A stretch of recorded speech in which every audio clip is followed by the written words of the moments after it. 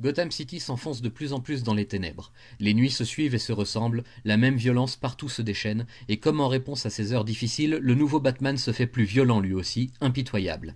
Jean-Paul refuse l'accès de la Batcave à Robin, à qui il exprime très clairement sa volonté de ne pas avoir de partenaire désormais. Quant à Harold, il demeure disparu jusqu'à présent, mais ses inventions ne seront pas cachées bien longtemps, et quand Jean-Paul s'en empare, c'est toute la ville qui tremble sur ses fondations. À présent qu'il est capable d'atteindre chaque point de la cité via le réseau de voies ferrées, qu'importe les risques qu'il fait ainsi courir à la population, le nouveau Batman se lance à corps perdu dans une véritable croisade contre le crime, visant plus précisément les têtes pensantes des familles mafieuses. Évidemment, cela entraînera des représailles sévères, mais Jean-Paul n'en a que faire tant que sa justice s'applique.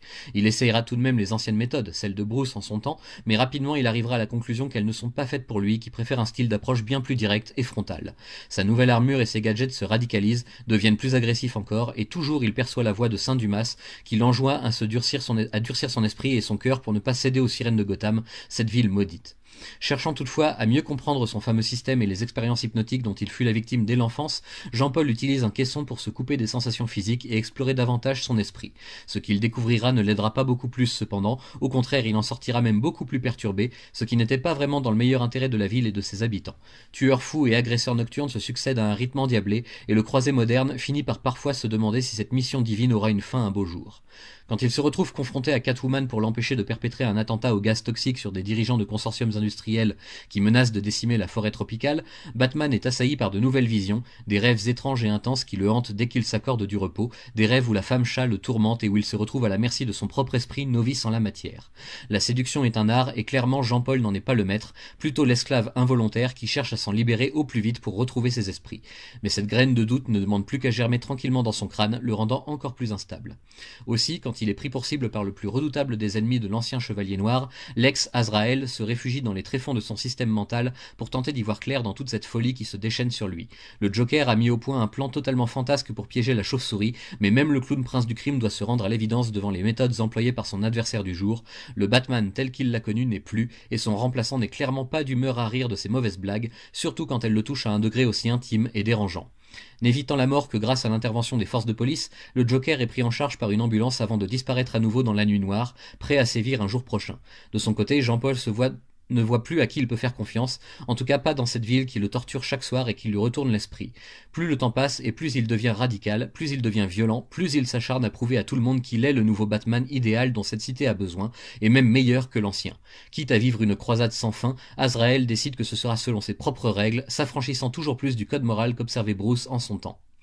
Ce qui ne sera pas sans conséquence dans un avenir tout proche, car le maire de Gotham convoque régulièrement Gordon pour lui intimer l'ordre de s'inspirer au mieux des nouvelles méthodes de ce Batman d'un nouveau genre, car elles offrent des résultats probants qui rassurent une partie de la population ignorante du drame qui se joue en réalité.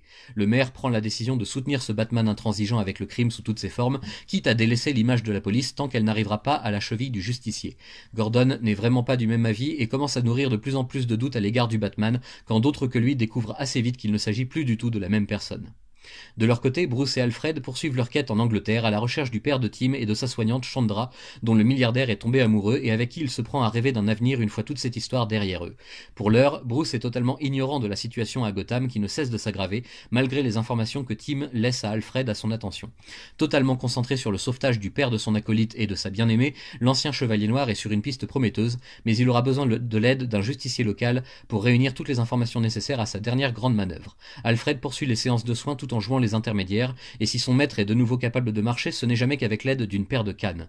Il y a encore beaucoup de chemin à parcourir avant le rétablissement complet s'il doit avoir lieu un jour, et encore bien trop d'obstacles sur leur chemin. Gotham devra se passer de son ancien protecteur, Bruce n'envisageant pas un seul instant de reprendre la cape après sa convalescence. Pourtant, il faudra bien que quelqu'un mette un terme à la folie rampante de son successeur avant qu'il ne soit trop tard.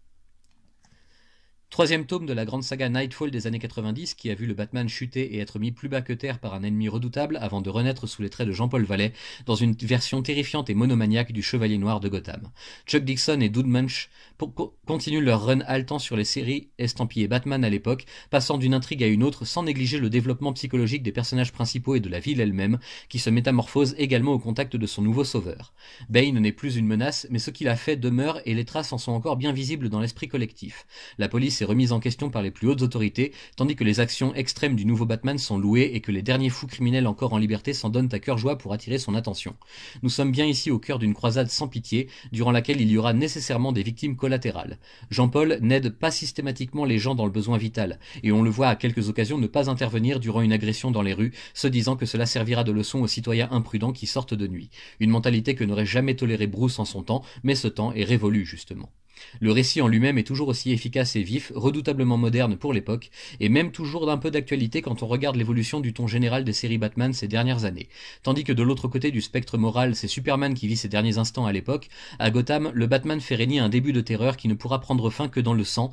En tout cas, c'est la seule direction que tout cela semble prendre. Le prochain tome devrait se concentrer davantage sur la quête de Bruce à l'étranger, pour que tout finisse par se réunir dans le 5e et dernier volume de cette imposante saga.